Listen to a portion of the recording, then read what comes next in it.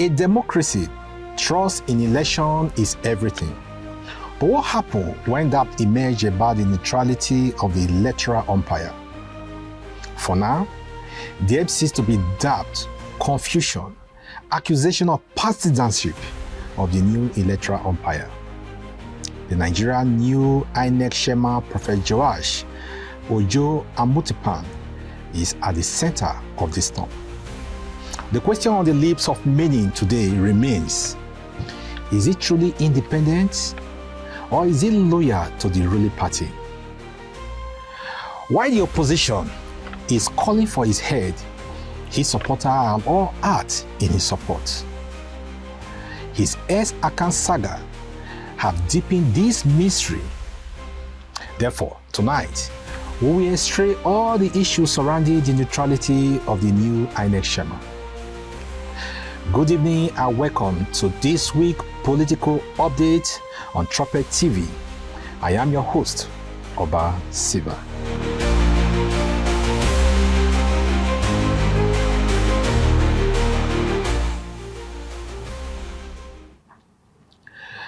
Tonight's conversation goes to the very heart of our democracy. The credibility of our election heavily depends on one institution, the Independent National Electoral Commission, INEC. But in recent days, questions have surfaced, doubt, confusion, and growing public debate over the perceived political affiliation of the new INEC Chairman. Are these concerns grounded in fact, or are they part of a wider political narrative ahead of the 2027 general election? What does the law say about INEC neutrality?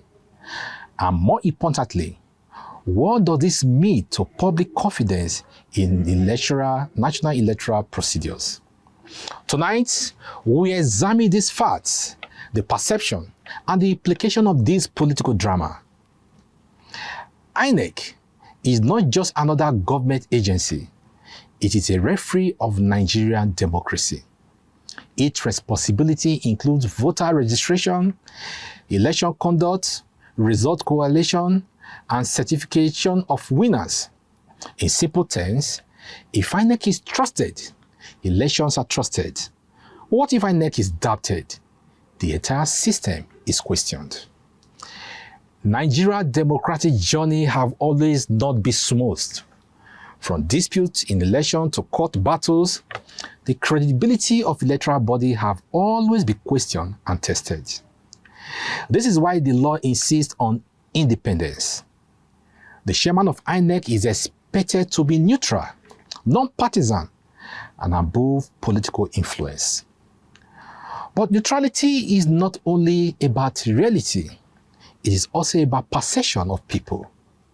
Once the public begins to question that neutrality, even without proof wrongdoing, the damage can be significant. So what exactly is driving this current controversy? Recent political discussion, particularly from opposition figures and civil society voice, have raised concerning about possible link between the INEC chairman and certain political actors. These concerns are not always presented as direct accusations. In many cases, they are framed as questions.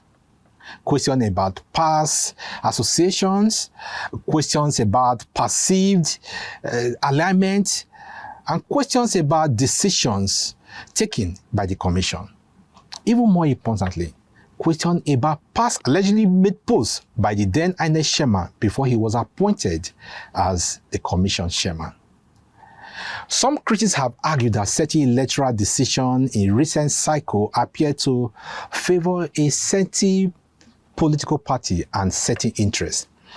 Others point to appointment, meeting, history, relationship, and reason for their suspicion. However, it is important to note that so far, no solid evidence have proven Amupitan to be partisan, and no court have ever found him guilty of partisanship. What we are probably witnessing is a clash between perception and proof. On one side, a growing narrative of doubt. On the other side, an absence of concrete legal evidence. Let us turn to the law. The Nigerian Constitution provides the independence of INEC. The President appoints chairman must be confirmed by the Senate. Once this appointment is confirmed, the expectation is clear. He must operate without political interference. The Electoral Act also reinforces this, reinforce the independence by outlining procedure that limit executive control over the election outcomes. But here lies the challenge. Appointment through a political process can sometimes create some doubt and suspicion, even when the office holder acts independently. This is not unique to Nigeria. Many democracies face similar debates. The real test, therefore, is not how the INEC chairman is appointed, but how he conducts himself while in office. Are decisions transparent? Are processes consistent? Are stakeholders treated fairly?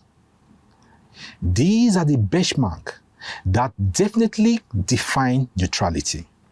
Surprisingly, political parties have taken a position at this time against the INEC chairman. Opposition parties have expressed concerns. Some have called for a better transparency from INEC. Others have gone further to question reforms to the appointment process. On the other hand, the ruling party and its supporters maintain that INEC remain independent and the allegations are politically motivated.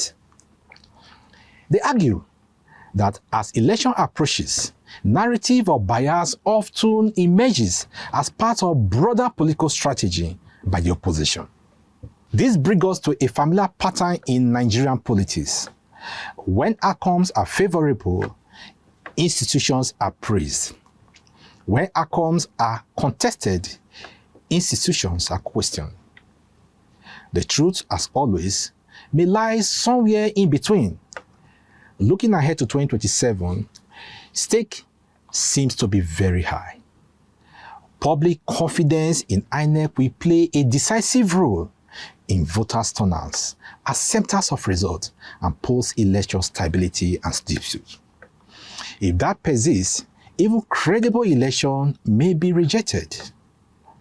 Even more explosive is the S-account controversy of the INEC chairman. Social media exploded last week when users alleged that an S-handle linked to the chairman posted Partisan contest some years ago. INEC quickly denied any personal account existence, but an AI fact-check says something different. It confirmed the ownership of the controversial handle. Opposition figures are asking, is the umpire has a secret partisan voice? Who exactly is he working for? Professor Amupitan has pushed back very hard. In a recent interview, he declared, "I am not guilty as charged. I am not a party to any plan to turn Nigeria into a one-party state," he stated. INEC insists that all action follow court order and the law. Yet, the doubt persists. Many political analysts believe that constitutional power of the president to appoint INEC chairman will continue to create inherent doubt, conflict as the 2027 general election approaches. Now the question on every Nigerian lips is simple. Can we trust the referee when his appointment comes from one of the team members? Already, Nigeria have a history of post-election litigations. Courts often become the final arbiter of electoral disputes and processes. If trust in INEC weakens further, this trend could intensify. For democracy to function effectively, election must not only be free and fair, but must also be seen to be free and fair. So, what is the way forward? First is transparency. INEC must continue to communicate clearly and openly with the public. Second is accountability. Every decision must be defendable, documented, and must be consistent. Thirdly, stakeholder engagement.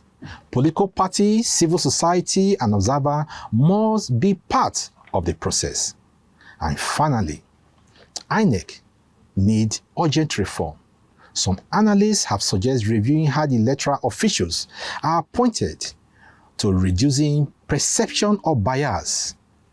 At the end of the day, trust is not only demanded, but it is earned.